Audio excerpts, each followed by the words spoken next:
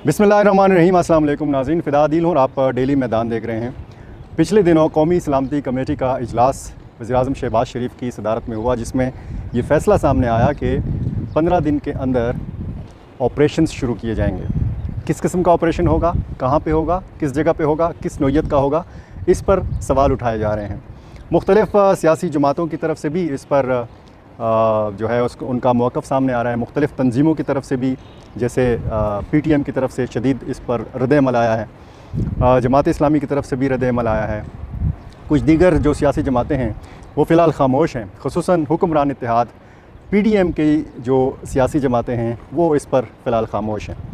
अब ये ऑपरेशन कहाँ पे होगा, किस नौइयत का होगा, एक तो इसको सियासी ऐनक से भी देखा जा रहा है और इस फ़ैसले के अंदर से सियासी मकासद भी ढूंढे जा रहे हैं, क्योंकि ये मुतालबा तहरीक इंसाफ की तरफ से अभी भी हो रहा है कि खैबर पख्तूनख्वा में और पंजाब में इलेक्शंस होने चाहिए सूबाई असम्बलियों के। दूसरी तरफ से जब हम हुकूमत का मौक़िफ़ जानते हैं, आप भी जानते हैं कि उनका ये कहना है कि अमन व अमान की सूरत हाल जो है और मुल्क की जो माशी सूरत हाल है वो इंतहाई ख़राब है।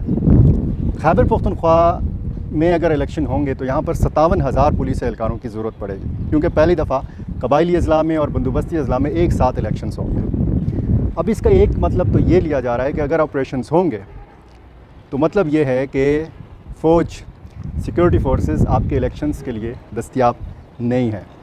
अब सूरत हाल क्या होगी, ये भी एक ख़याल ज़ाहिर किया जा रहा है कि शायद शुमाली वज़ीरिस्तान में, जनूबी वज़ीरिस्तान में, यानी बन्नू डिवीज़न में और डेरा इस्माइल ख़ान डिवीज़न में ये ऑपरेशंस होंगे, टारगेटेड ऑपरेशंस होंगे, और मुख्तलिफ़ दीगर जो कबायली इलाके हैं वहाँ पर भी होंगे। ये भी हो सकता है कि मुल्क के जो बड़े शहर हैं वहाँ पर भी टारगेटेड ऑपरेशंस हों, लेकिन जब इन ऑपरेशंस का आगाज़ होगा तब ये पता चलेगा।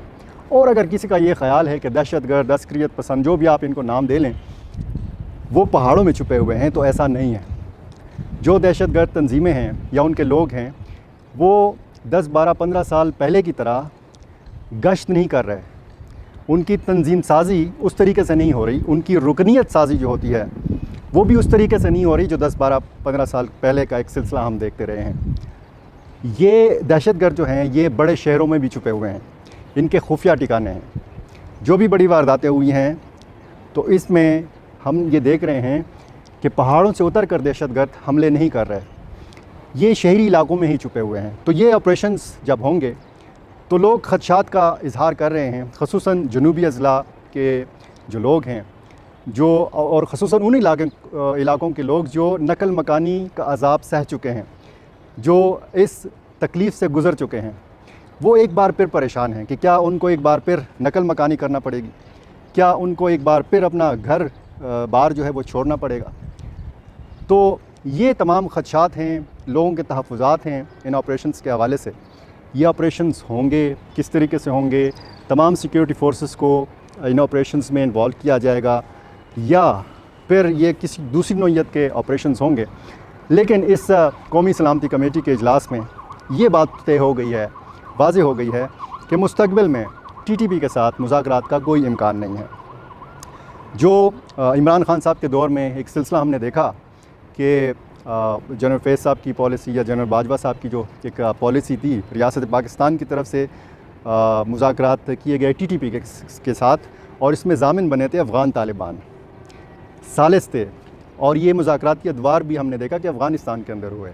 दो मालूम जो मुज़ाकराती अदवार हुए वो काबल में हुए, और हमने ये भी देखा कि मुफ्ती तकी उस्मानी साहब की क़यादत में उलमाए कराम के एक वफ़द काबल जो है वो गया। बैरिस्टर सैफ साहब की क़यादत में यहाँ से वफूद जो है 2 मरतबा काबल गए, और इनके मुसलसल राब्ते भी रहे बैरिस्टर सैफ साहब के TTP की क़यादत के साथ। और इसमें फिर ये इल्ज़ाम भी लगाया जा रहा है कि इन मुज़ाकरात के नतीजे में TTP के मुतअद्दिद लोगों को रिहाई मिली, और उसके बाद फिर हमने देखा कि उनको इन्हीं मुज़ाकरात के दिनों में पनपने का मौका मिला, एक दूसरे से रब्ता करने का मौका मिला। और फिर जब हमने मालाकंड में देखा कि इनकी मौजूदगी हुई बंदूक बरदारों की, तो वहाँ पर लोग भी निकल आए, वज़ीरिस्तान में भी लोग निकल आए, बन्नू में भी लोग निकल आए, उन्होंने मुज़ाहरे किए, अमन रैलियाँ निकाली, अमन के नारे लगाए गए।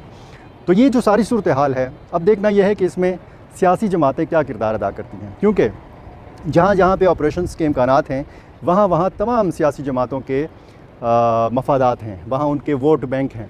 अब वो अपने वोट बैंक को ये सियासी जमातें कैसे मुतमईन कर पाएंगी, अपने वोटर्स को कैसे मुतमईन कर पाएंगी इन ऑपरेशंस के हवाले से। और अगर नकल मकानी होती है, जिस तरीके से हमने देखा कि जनूबी वज़ीरिस्तान में और शुमाली वज़ीरिस्तान में ऑपरेशंस हुए, अब ये वाला ऑपरेशन किस नौइयत का होगा? ऑपरेशन ज़रब अज़ब की तरह होगा, ऑपरेशन राह रास्त की तरह होगा, ऑपरेशन राह निजात की तरह होगा, या फिर ये ऑपरेशन रद्दुल फसाद की तरह होगा?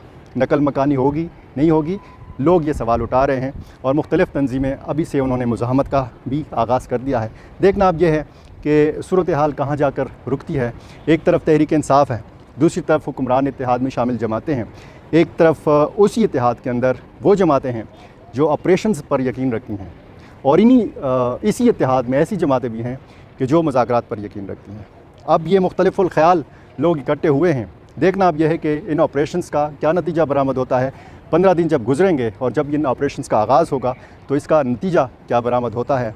जो भी ताज़ा तरीन सूरत हाल होगी हम आपको बताते रहेंगे। हमारे साथ रहिए। बहुत शुक्रिया।